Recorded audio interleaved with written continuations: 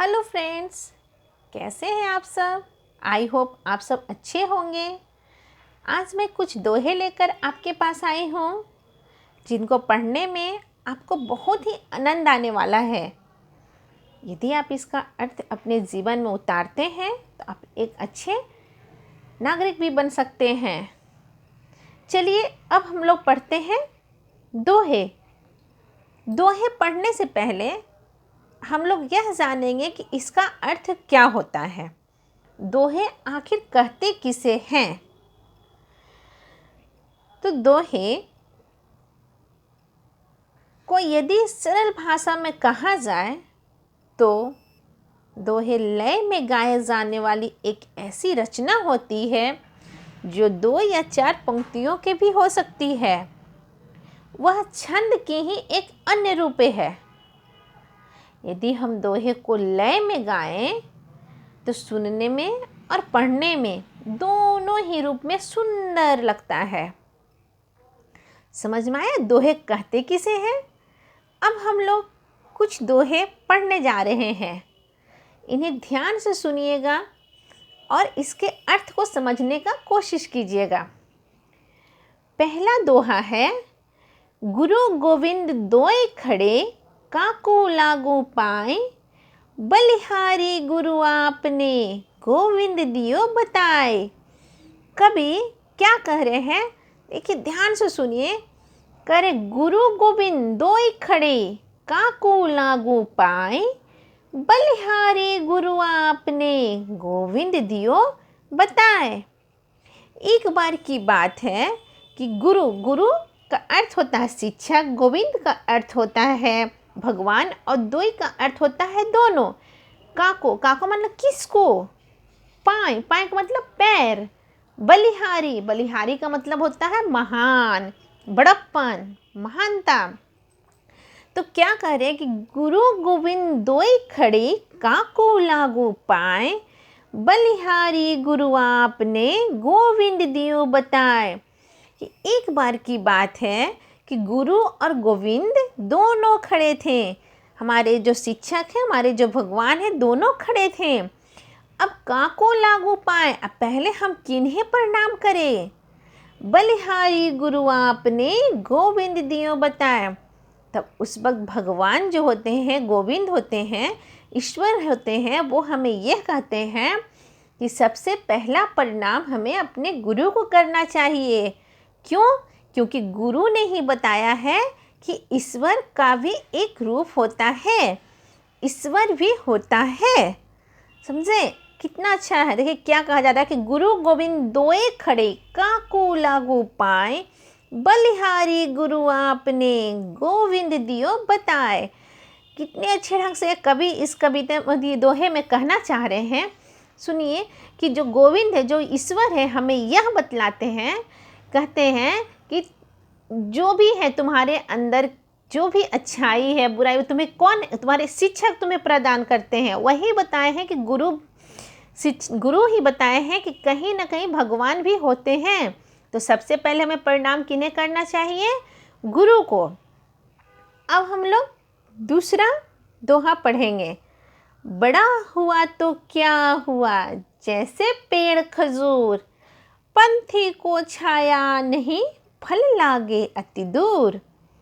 कहा जा रहा है यहाँ पंथी का अर्थ होता है राहगीर। जो रास्ते में जब हम लोग कहीं चलते हैं तो हमें क्या बन जाता है, हम लोग राही बन जाते हैं, उसी के बारे में कहा जा रहा है।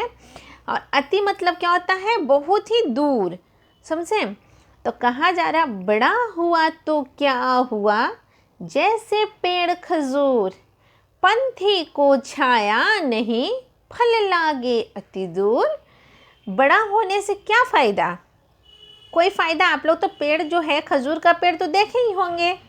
तो सोचिए वही कह रहा है कि इतना बड़ा होने से, इस पेड़ को देखिए, एक खजूर का पेड़, ऐसा पेड़ होने से क्या फ़ायदा, कोई फ़ायदा नहीं। जब हम रास्ते में चल रहे हैं तो हम जब थक जाते हैं तो हमें थोड़ी छाया की ज़रूरत पड़ती है। हमें लगता है हम एक पेड़ के नीचे थोड़े देर के लिए बैठे, पर लेकिन खजूर के पेड़ के नीचे अगर बैठेंगे भी तो ज़रा से भी छाया नहीं मिलेगी। और अगर भूख भी अगर लग गई तो उसकी फल इतनी दूर होती है, इतनी दूर के हम उसे तोड़कर खा भी नहीं सकते, उसे हम जल्दी पा ही नहीं पाते उस फल को। तो इसीलिए ऐसा हमें बनने से क्या फ़ायदा। अगर हम बड़े बनकर भी हम उस खजूर के पेड़ जैसा बने कि हम किसी को छाया ना दे सकें, किसी को मीठा फल न दे सकें, तो हमें ऐसा बनने से कोई भी लाभ नहीं है। वही बड़ा हुआ तो क्या हुआ, जैसे पेड़ खजूर, पंथी को छाया नहीं, फल लागे अति दूर। कभी कितनी खूबसूरत ढंग से बोले हैं कि हमें ऐसा बड़ा होने से कोई लाभ नहीं, ठीक खजूर के पेड़ जैसा।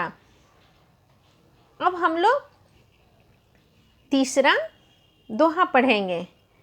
विद्या धन उद्यम बिना, कहो जुपावे कौन, बिना डुलाए ना मिले, ज्यों पंखे की पौन। विद्या, विद्या का अर्थ तो आप समझ ही गए होंगे। विद्या का अर्थ होता है जो हम लोग पढ़ते हैं विद्या, उसे उद्यम, उद्यम का अर्थ होता है परिश्रम, मेहनत। अब यहाँ है ज्यों, ज्यों मतलब उसको डुलाने से कोई फ़ायदा तो है ना, कि पंखे की पौंछ, मतलब जिस तरह से हम लोग, ज्यों मतलब जिस तरह से, ठीक है, उसी को कहा गया है कि विद्या धन उद्यम बिना, कहो जो पाए कौन, बिना डुलाए ना मिले, ज्यों पंखे की पौन।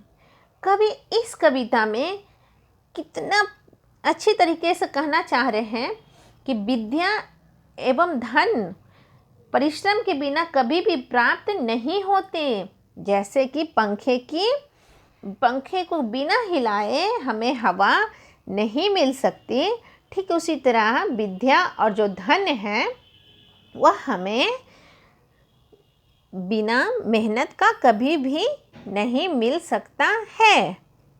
अब हम लोग चौथे दोहे पढ़ेंगे। ऐसी बानी बोली, मन का आपा खोए, औरन को शीतल करे, आफो शीतल होए। बानी, बानी का मतलब क्या होता है, जो हम लोग बोलते हैं, ठीक है, बानी मतलब बोलना। आपा, आपा का मतलब क्या होता है, घमंड। आपा का अर्थ क्या है, घमंड। औरन, औरन मतलब दूसरे को। शीतल का मतलब तो आप समझ ही गए होंगे, इस शीतल का अर्थ क्या होता है, शीतल मतलब ठंडा, शीतल। तो वैसे कहा जा रहा है कि ऐसी बानी बोलिए, मन का आपा खोए, औरन को शीतल करे, आपो शीतल होए। हमें हमेशा ऐसी बानी बोलनी चाहिए कि मन का आपा खोए, उसमें जो घमंड है वो बिल्कुल ना है, वो बिल्कुल ख़त्म हो जाए, और औरन को शीतल करे, आफो शीतल हो। हमें हमेशा मीठी बोली बोलनी चाहिए, जिसे सुनकर जो हमारी बात को सुने उससे भी अच्छा लगे, और हम खुद भी एक अंदर से एक प्यारा सा आनंद अनुभव कर सकें। हमें हमेशा ऐसे बोलना चाहिए। अब हम लोग आगे बढ़ते हैं।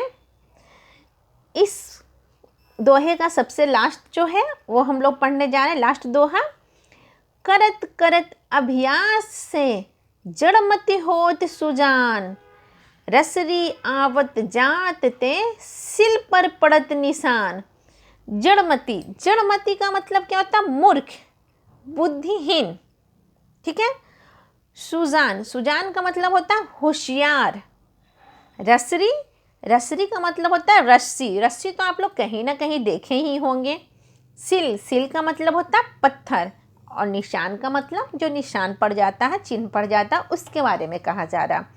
तो कितने अच्छे से कवि हमें जो इस दोहे को जो लिखे हैं कवि, हमें कितना कुछ कहना चाहते हैं। ध्यान से सुनिए क्या कहना चाह रहे हैं।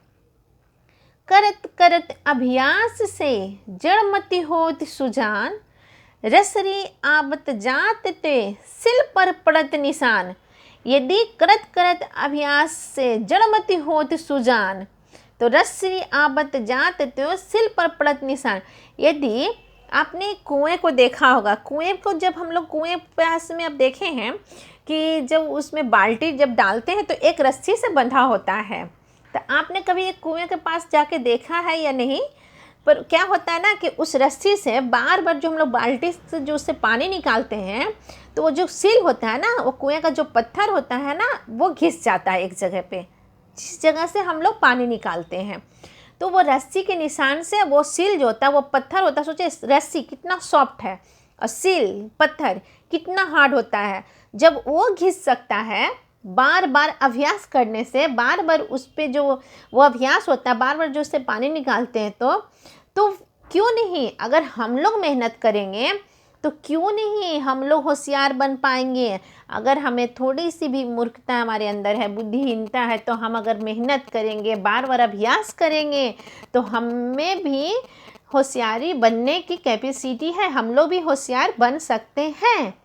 ठीक जिस तरह से रस्सी अगर बार बार घिसती है तो रस्सी से पत्थर पे निशान बन सकता है, तो हम लोग को भी अगर हम लोग पर डे हमेशा हम लोग अगर अभ्यास करें तो हमारे अंदर भी होशियारी भी आ सकती है, बुद्धिमानता भी आ सकती है, और हम एक अच्छे नागरिक भी बन सकते हैं, और हम अपने मम्मी पापा के अच्छे बच्चे भी बन सकते हैं, है ना दोस्तों। यस, अब हम लोग मौखिक प्रश्न की ओर चलते हैं। पहला प्रश्न है, गोविंद अर्थात ईश्वर के बारे में किसने जानकारी दी? बताइए, ईश्वर के बारे में किसने जानकारी दी? तो इसका आंसर है गोविंद अर्थात ईश्वर के बारे में हमें गुरु ने जानकारी दी। दूसरा प्रश्न है, किस तरह के पेड़ होने का कोई लाभ नहीं? तो हमें खजूर के पेड़ की तरह होने का कोई लाभ नहीं है। तीसरा प्रश्न है, जो मीठी बानी बोलता है उससे क्या लाभ होता है? तो उसे एक अच्छा सा अनुभव, एक आनंद लाभ होता है, और दूसरों को भी शीतल करता है, और खुद भी अंदर से शीतल मतलब ठंडक अच्छा अनुभव करता है। अब इस दोहे का सबसे लास्ट प्रश्न है, पत्थर पर निशान कब पड़ जाता है?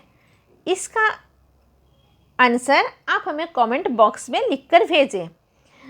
क्वेश्चन है, पत्थर पर निशान कब पड़ जाता है? आप इसका आंसर हमारे कमेंट बॉक्स में लिखकर भेजें।